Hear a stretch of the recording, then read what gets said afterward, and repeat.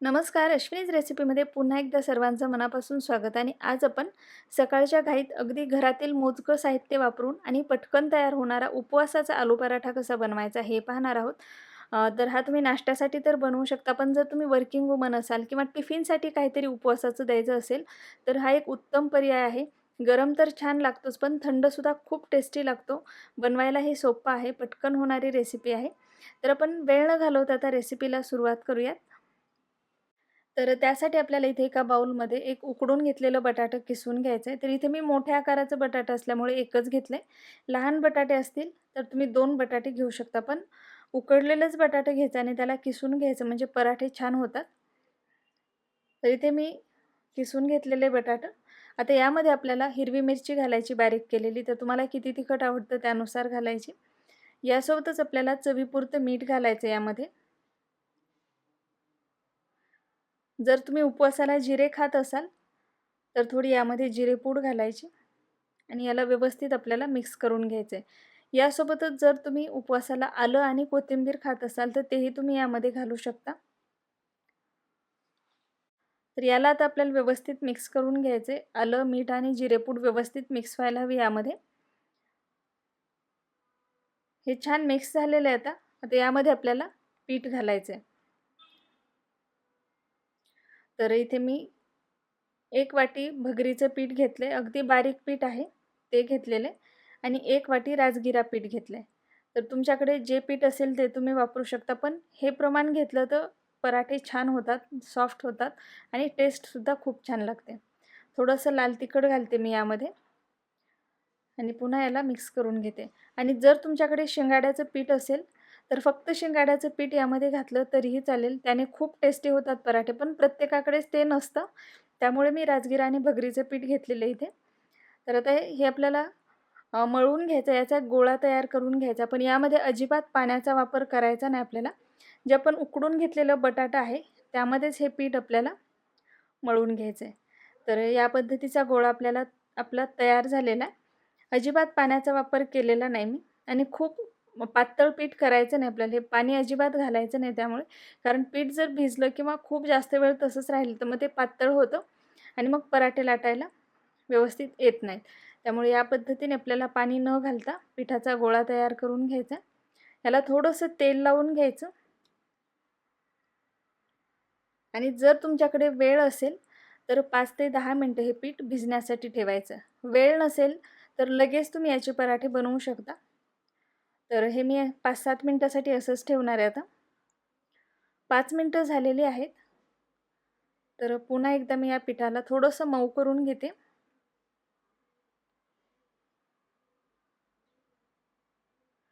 तर एवढ्या साहित्यामध्ये आपले साधारण 4 ते 5 एवढे पराठे तयार होतात. तर तुम्हाला जेवढ्या आकाराचा पराठा बनवायचा त्यानुसार पिठाचा गोळा घ्यायचा आणि याचा आपल्याला आता पराठा लाटून घ्यायचा. शिल्लक राहिलेलं जे पीठ आहे त्यावरती झाकण ठेवायचे, जे पीठ छान मऊ राहतं. आता आपण पराठा लाटणार आहोत. तर पराठ्याला लावण्यासाठी इथे मी राजगिरा पीठ घेतलेलं आहे. ते लावून घ्यायचं आणि रेग्युलर नॉर्मल जसे आपण पराठे लाटतो त्या पद्धतीने आपल्याला हे लाटून घ्यायचे. तर पराठा शक्यतो खूप जास्त पातळ नाही बनवायचा, थोडे जाड पराठे टेस्टी लागतात. तर या पद्धतीने मी पराठा आता लाटून घेते. गरजेप्रमाणे आपल्याला त्याला पीठ लावायचे.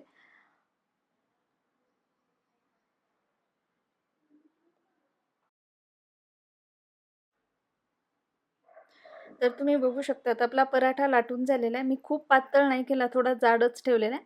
आता आपण भाजून घेणार आहोत. तर त्यासाठी इथे मी अगोदरच तवा गरम करायला ठेवलेला होता. लोखंडी तवा आहे, त्यावर भाजून घेणार आहे. आणि पराठा भाजताना गॅसची फ्लेम मीडियम ठेवायची आणि छान खरपूस असा पराठा आपल्याला भाजून घ्यायचा आहे. त्याला पलटून घ्यायचं, दोन्ही बाजूंनी छान भाजून घ्यायचं आपल्याला. पराठा थोडासा भाजला गेला की तुम्हाला आवडीनुसार तेल किंवा तूप त्याला लावून घ्यायचं. तुम्हाला तेल आवडत असेल तर तेल लावू शकता किंवा तूप लावलं तरीही चालेल. या पद्धतीने आपल्याला लावून घ्यायचे आणि दोन्ही साईडनी छान भाजून घ्यायचा. पराठे जेवढे छान भाजले जातील, जेवढे खरपूस भाजले जातील, तेवढी त्याची चव छान लागते. त्यामुळे याला व्यवस्थितच आपल्याला भाजून घ्यायचं आहे. तर तुम्ही बघू शकता आपला पराठा आता छान भाजला गेलेला, दोन्ही बाजूनी मी व्यवस्थित भाजून घेतला. आता याच पद्धतीने आपल्याला राहिलेलेही पराठे तयार करून घ्यायचे. पराठे बनवताना बटाटा किसूनच घ्या, म्हणजे पराठे लाटताना फुटत नाहीत. त्यासोबतच जे पीठ दिलेलं आहे प्रमाण, शक्यतो तेच प्रमाण घ्या, म्हणजे पराठ्याचं टेक्स्चर छान येतं आणि चवही छान लागते. आणि जर तुमच्याकडे शेंगाड्याचं पीठ असेल तर तुम्ही तेही वापरू शकता, त्याने सुद्धा पराठे छान होतात. तर तुम्ही बघू शकता इथे मी सर्व पराठे आता तयार करून घेतलेत. मस्त सॉफ्ट झालेले आहेत, तेवढेच टेस्टीसुद्धा आहेत. तर सुरुवात चटणीपासून करूयात, जी खायला खूप खमंग लागते. तर त्यासाठी इथे एक मिक्सरच्या भांड्यामध्ये मी 8-10 हिरव्या मिरच्या घातल्यात. अर्धी वाटी शेंगदाणे घातलेत. कच्चे शेंगदाणे भाजलेले नाही घेतले. जिरं घालायचेत आपल्याला जर तुम्ही उपासाला खात असाल तर. आणि चवीपुरतं मीठ घालायचं यामध्ये. आणि हे आपल्याला मिक्सरमध्ये जाडसर वाटून घ्यायचे, खूप बारीक करायचं नाही. जाडसर वाटलं तर चटणी खमंग लागते, त्यामुळे जाडसरच वाटून घ्यायचे. तर या पद्धतीने आता इथे एक कढई गरम करायला ठेवली. त्यामध्ये तेल घालायचं, शेंगदाण्याचं तेल घेतले आणि थोडंसं जास्त घालायचं. तेल तापलं की त्यामध्ये आपण जी चटणी वाटून घेतली ती घालायची आणि याला व्यवस्थित परतून घ्यायचं. गॅसची फ्लेम मीडियम ठेवायची, याला कंटिन्यू हलवत राहायचं आणि खमंग परतून घ्यायचं. चटणी जेवढी व्यवस्थित परतली जाईल तेवढी ती चवीलाही छान लागते आणि टिकतेसुद्धा. तुम्ही ही एकदा बनवून ठेवू शकता, 2-4 दिवस व्यवस्थित राहते. फक्त व्यवस्थित परतून घ्यायचे. तर खूप खमंग लागणारी चटणी आहे, बनवायला सोपी आहे. उपवासालाच नाही तर तुम्ही इतर वेळीसुद्धा ही बनवून ठेवू शकता. तर तुम्ही बघू शकता ही चटणी मी छान परतून घेतली आहे, मस्त मोकळीही झाली आणि खमंग परतली गेली आहे. तर कोथिंबीर खात असाल तर तुम्ही यामध्ये कोथिंबीरसुद्धा घालू शकता, त्यानेही मस्त लागते चटणी. तर मस्त अशी आपली चटणी आता तयार झाली. गॅस बंद करते आणि ही चटणी काढून घेते. आता पुन्हा मी कढई गरम करायला ठेवली. त्यामध्ये थोडंसं तेल घालते. तेल गरम झालं की यामध्ये आपल्याला जिरं घालायचे आणि त्याला व्यवस्थित तडतडू द्यायचे. जिरे व्यवस्थित तडतडले की यामध्ये आपल्याला हिरवी मिरची घालायची, जी मी मिक्सरमध्ये बारीक करून घेतली. हिरवी मिरची घालून पुन्हा याला परतून घ्यायचे आपल्याला. हिरवी मिरची व्यवस्थित परतली गेली की यामध्ये आपल्याला बारीक कापून घेतलेली भेंडी घालायची. तर नवरात्रीच्या उपासामध्ये भेंडीची भाजी खाल्ली जाते. बारीक कापून घेतलेली भेंडी घालते यामध्ये आणि याला परतून घेते. तर भेंडीची भाजी चिकट होऊ नये म्हणून एक टिप देते. भेंडी परतताना सुरुवातीलाच त्यामध्ये मीठ घालायचं नाही. सुरुवातीला भेंडी 5-6 मिनिटे परतून घ्यायची आणि नंतर त्यामध्ये मीठ घालायचं, म्हणजे भाजी छान होते आणि चिकटही होत नाही. तर या पद्धतीने गॅसची फ्लेम मीडियम ठेवायची आणि कंटिन्यू हलवत राहायचं याला. तर 5-6 मिनिटं याला मी परतून घेतले. यावर झाकणही नाही ठेवायचं आणि मीठही घालायचं नाही सुरुवातीला. तर बघू शकता भेंडी छान मोकळी झालेली आहे. 5-6 मिनिटं परतून झाली भेंडी की यामध्ये आपल्याला मीठ घालायचं आणि मीठ घालून पुन्हा साधारण मिनिटभर किंवा मीठ छान यामध्ये मिक्स होईपर्यंत याला परतून घ्यायचे. तर या पद्धतीने जर भेंडीची भाजी बनवली तर अजिबात चिकट होत नाही आणि टेस्टीसुद्धा लागते. तर मीठ छान यामध्ये मिक्स झालेले आहे. आता मीठ व्यवस्थित मिक्स झालं की यामध्ये आपल्याला शेंगदाण्याचं कूट घालायचं. तर शेंगदाण्याचं कूटसुद्धा थोडंसं जाडसर घालायचं, म्हणजे भाजी छान लागते. आणि शेंगदाण्याचं कूट घालून पुन्हा याला साधारण 2-3 मिनिटं आपल्याला परतून घ्यायचे. तर तुम्ही बघू शकता मस्त अशी आपली भेंडीची भाजी तयार झाली, अजिबात चिकट झालेली नाही. गॅसची फ्लेम आता मी बंद करते आणि भाजी काढून घेते. तर आता आपण उपवासाची भाकरी बनवूया. तर त्यासाठी परातीमध्ये मी पीठ घेते आणि हे पीठ कसं बनवायचं, भाकरी चांगली होण्यासाठी त्याचं प्रमाण काय असावं हे मी तुम्हाला पुढे सांगणार आहे. तर यामध्ये चिमूटभर मीठ घालायचं, थोडं थोडं पाणी घालायचं आणि जशी आपण ज्वारीची भाकरी बनवतो सेम त्या पद्धतीने आपल्याला ही भाकरी बनवून घ्यायची आहे. तर उपवासाचे तेच पदार्थ खाऊन कंटाळा येतो, मग अशा वेळेला हा एक छान उत्तम ऑप्शन आहे. पोटभरीचा सुद्धा आहे आणि यासोबतच जर तुम्हाला पराठे खायचे असतील, उपवासाची पुरी भाजी खायची असेल तर त्याचेसुद्धा मी व्हिडिओ अगोदरच अपलोड केलेले आहेत. त्यासोबतच बऱ्याच प्रकारचे लाडू आहेत उपवासाचे, खीर आहे, पराठे आहेत, थालीपीठ आहेत, अशा बऱ्याच रेसिपी मी उपवासाच्या शेअर केलेल्या आहेत, ज्या पटकन होणाऱ्या आहेत, हेल्दी आहेत, टेस्टी आहेत आणि पोटभरीच्यासुद्धा आहेत. तर उपवासाची प्लेलिस्ट तुम्ही जाऊन नक्कीच चेक करा, त्यामध्ये तुम्हाला भरपूर ऑप्शन मिळतील. तर या पद्धतीचं आपलं पीठ तयार झालं की आपल्याला भाकरी थापून घ्यायची. थोडंसं पीठ घ्यायचं परातीमध्ये आणि या पद्धतीने भाकरी थापून घ्यायची. पीठ जर व्यवस्थित असेल भाकरीचं तर त्याला अजिबात भेगा पडत नाहीत आणि जेवढी पातळ हवी भाकरी तेवढी आपण पातळ बनवू शकतो. आणि शक्यतो गिरणीतूनच पीठ दळून आणायचं, म्हणजे पीठ छान बारीक येतं. मिक्सरवरती केलं तर पीठ तेवढं बारीक होत नाही आणि मग भाकरी चांगली होत नाही. त्यामुळे शक्यतो गिरणीतून दळून आणायचं पीठ. तर बघू शकता मस्त पातळ अशी आपली भाकरी तयार झाली. आता आपण भाजून घेऊयात. तर तवा मी अगोदरच गरम करायला ठेवलेला होता. याला पाणी लावून घ्यायचं आपल्याला आणि पलटून घेऊन मस्त याला भाजून घ्यायचं आहे. गॅसची फ्लेम मीडियम टू हाय ठेवलेली आहे. व्यवस्थित भाजून घ्यायची भाकरी. तर तव्यावर किंवा या पद्धतीने गॅसवरती आपल्याला ही भाकरी भाजून घ्यायची, फक्त व्यवस्थित भाजायला हवी.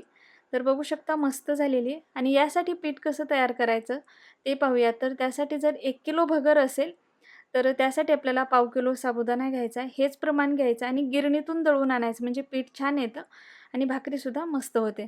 तर बघू शकता मस्त आजची आपली साधी सोपी आणि पोटभरीची रेसिपी तयार झालेली आहे. 1 वाटी एवढं भगरीचं पीठ घेतलं, अगदी बारीक पीठ आहे हे. त्याच वाटीने मोजून आपल्याला 1 वाटीपेक्षा थोडंसं जास्त राजगिरा पीठ घ्यायचं आहे. भगरीच्या पिठापेक्षा राजगिरा पीठ जास्त घ्यायचं. थोडंसं यामध्ये मीठ घालायचं आपल्याला चवीपुरतं आणि दोन्ही पीठ व्यवस्थित आपल्याला एकत्र करून घ्यायचे आहेत. भगरीच्या पिठामुळे पुरी छान कुरकुरीत होते आणि जर तुम्हाला अगदी सॉफ्ट पुरी हवी असेल तर तुम्ही फक्त राजगिरा पीठही वापरू शकता किंवा मग 1 वाटी राजगिरा पीठ घेऊन अर्धी वाटी भगरीचं पीठ असं सुद्धा प्रमाण घेऊ शकता. तर या पद्धतीने यामध्ये थोडं थोडं पाणी घालून घट्टसर असा याचा गोळा तयार करून घ्यायचा आपल्याला. पीठ घट्टच भिजवायचे, पीठ पातळ करायचं नाही, कारण हे मुरल्यानंतर पीठ जास्त पातळ होतं. तर या पद्धतीचं घट्टसर असं पीठ तयार करून घ्यायचं. त्याला थोडंसं तेल लावून घ्यायचं आणि यावर झाकण ठेवून आपल्याला 10-15 मिनिटे भिजण्यासाठी ठेवायचे. तोपर्यंत आपण भाजी बनवून घेऊया. तर त्यासाठी इथे मी उकडून घेतलेले 2 बटाटे घेतले, त्याच्या फोडी करून एक मिक्सरचं भांडं घेतलं त्यामध्ये 2-3 हिरव्या मिरच्या, थोडंसं आलं आणि किसून घेतलेलं सुकं खोबरं घेतले. हे मिक्सरमध्ये बारीक करून घेते मी. तर हे झाले. आता दुसऱ्या वाटीमध्ये आपल्याला लाल तिखट घ्यायचे. तर इथे मी बेडगी मिरचीचं लाल तिखट घेते, यामुळे रंग छान येतो भाजीला. आणि यासोबतच थोडी जिरेपूड घेते. जर तुम्ही उपवासाला जिरेपूड खात असाल तर जिरेपूड घ्यायची. यामध्ये थोडंसं पाणी घालायचं आणि या पद्धतीची याची आपल्याला पेस्ट तयार करून घ्यायची. तर आता फोडणीसाठी मी गॅसवरती एक कढई गरम करायला ठेवली. त्यामध्ये तेल घालते. शेंगदाणा तेल घेतलेलं आहे मी. तेल तापलं की त्यामध्ये आपण आलं, हिरवी मिरची आणि खोबरं जे बारीक करून घेतलेलं आहे ते घालायचं आणि याला व्यवस्थित परतून घ्यायचं. तर त्याला हलवत राहायचं कंटिन्यू. हे व्यवस्थित परतलं गेलं की गॅसची फ्लेम आपल्याला कमी करायची आणि जे आपण जिरेपूड आणि लाल तिखटाची पेस्ट बनवून घेतलेली आहे ती यामध्ये घालायची. गॅसची फ्लेम आपल्याला कमीच ठेवायची आता आणि याला छान तेल सुटेपर्यंत आपल्याला परतून घ्यायचे. हा मसाला जेवढा व्यवस्थित परतला जाईल तेवढी आपली भाजी छान लागते, त्याला टेस्ट छान येते. तर या पद्धतीने याला तेल सुटलं, छान परतलं गेलं, त्यामध्ये थोडंसं पाणी घालायचं. अगदी 2 छोटे चमचे पाणी घातलेलं आहे मी. पाणी घालून पुन्हा याला आणखी परतून घ्यायचे. पुन्हा याला छान तेल सुटलं की आणखी थोडंसं पाणी घालायचं. या पद्धतीने आपल्याला हा मसाला छान शिजवून घ्यायचा, म्हणजे ग्रेव्ही पण छान दाटसर होते, भाजीला रंगही छान येतो आणि चवसुद्धा खूप छान येते. त्यामुळे या पद्धतीने थोडं थोडं पाणी घालून मसाला छान व्यवस्थित तेल सुटेपर्यंत आपल्याला परतून घ्यायचा आहे. तर तुम्ही बघू शकता रंग खूप छान दिसतोय, मस्त तेलही सुटलेलं आहे. आता आपल्याला यामध्ये जे उकडून घेतलेल्या बटाट्याच्या फोडी आहेत त्या घालायच्यात आणि याला व्यवस्थित मिक्स करून घ्यायचे. तर या अगोदर मी बटाट्याची उपवासाची सुकी भाजी कशी बनवायची याचा सुद्धा व्हिडिओ शेअर केलेला आहे.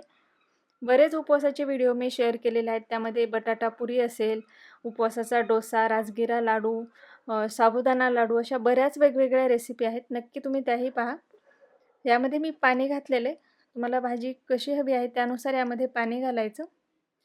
एकदा मिक्स करून घ्यायचे. चवीपुरतं मीठ घालूयात आपण यात.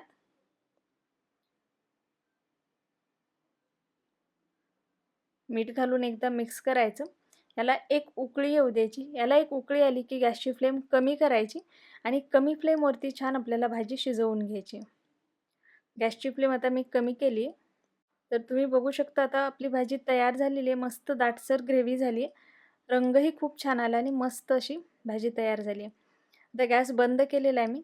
आता आपलं जे पीठ आहे पुरीसाठीचं ते सुद्धा छान भिजलं गेलेलं आहे. जवळपास 10 ते 15 मिनटं झालेली आहेत. हाताला थोडंसं तेल लावून घ्यायचं आणि आपल्याला ज्या आकाराची पुरी बनवायची तर त्यानुसार याचा पिठाचा गोळा घेऊन याची आपल्याला पुरी लाटून घ्यायची. तर या पद्धतीने मी पुरी लाटून घेते. थोडंसं तेल लावून घ्यायचं.